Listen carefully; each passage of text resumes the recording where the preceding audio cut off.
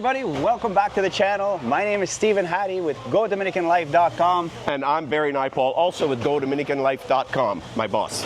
You bet. So hey, we're here giving you an update on what people have been waiting for a long time, and this is the rebuild of the Fisherman's Village, El Pueblo de los Pescadores, which unfortunately burnt down a few years ago. September 4th, 2021. So Barry knows all the details because he's an owner of one of the properties here, the famous One Love. Can't wait to get that back online. So do I. So yeah, as you can see, they're working with having the paving stones. They're beautification of the area is what he said yesterday when we were talking about this, and I love that word. So they're not just rebuilding the actual bar restaurants here on the ocean's front. They're making everything nicer. They peeled up all the asphalt, and now they're going to put down the paving stones, and it's going to be a beautiful place here very soon. Well, we'll see how soon is soon. That's why I just said soon, with no determined dates. So. Right. So we're all hoping that it's ready to go for the big Semana Santa festival that's going to take place here around mid-April. Yeah. So hopefully, fingers crossed for that. But anyway, construction is well underway. There's just the final tying up loose ends, making the road pretty, interior things in each of these buildings, but it's looking good and it's come a long way, finally. Yeah, I see that the street lights are up, and I also saw on the inside that the lighting for each individual restaurant's also up. So those are like final finishing touches that are being done. So it's almost close to being finished. Yeah, so I was here running around earlier and I found one of them that was unlocked. So let's go have a look inside there. Go for it. Well, here we are. And I think to say is that we kind of snuck in because we found an open door, folks. I found this door unlocked, so we wanted to have one to be able to show you one of the, I think, 4 different floor plans that they're building here. Correct. And so we got an open door. We'll let Barry explain a little bit because he's been to meetings during this process of rebuilding, so he knows more details than I do. And so Stephen is right. There are 4 or 5 different floor plans in and amongst 10 different buildings. And so the one that we kind of snuck in is a backwards L-shaped plan. We're just out on the deck there, and as we come through from the deck, you'll see this door that leads into, it's a little bit dark, but this is where the kitchen would be going, and beyond this door is where there's going to be storage. So this is definitely the private areas for the owners.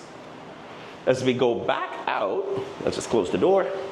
As we head back out and follow Steve, you'll see that this is another seating area here that accesses directly out to the street. Steve, do you mind opening the door and show them the plant in the street?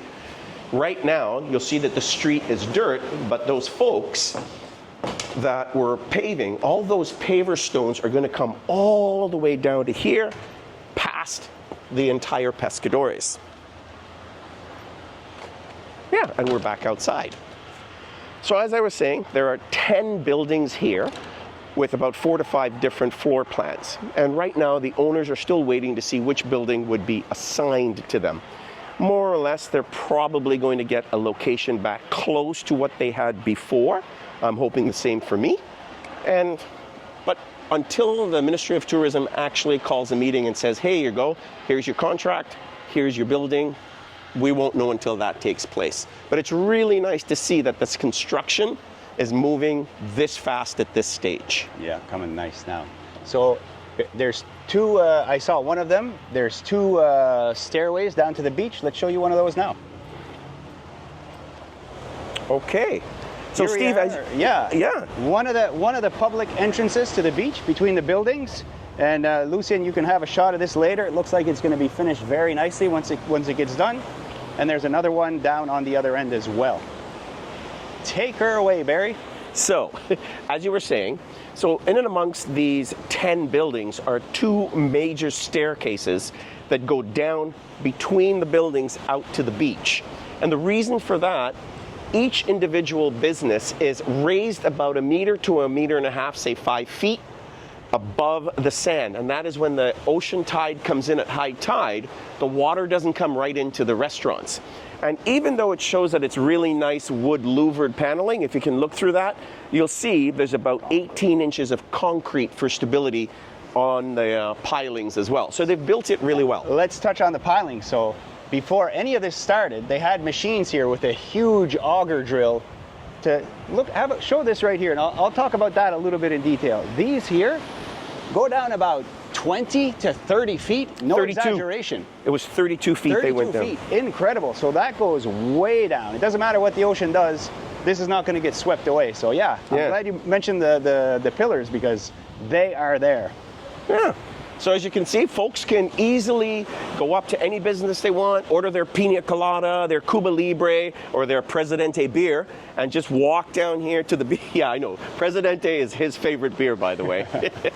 They can walk down to the beach. I mean, we've got some logs out there, sit on the logs, and I'm absolutely certain there's going to be loungers, chairs, that folks can just enjoy the beach. It's a little bit rough today, which is great.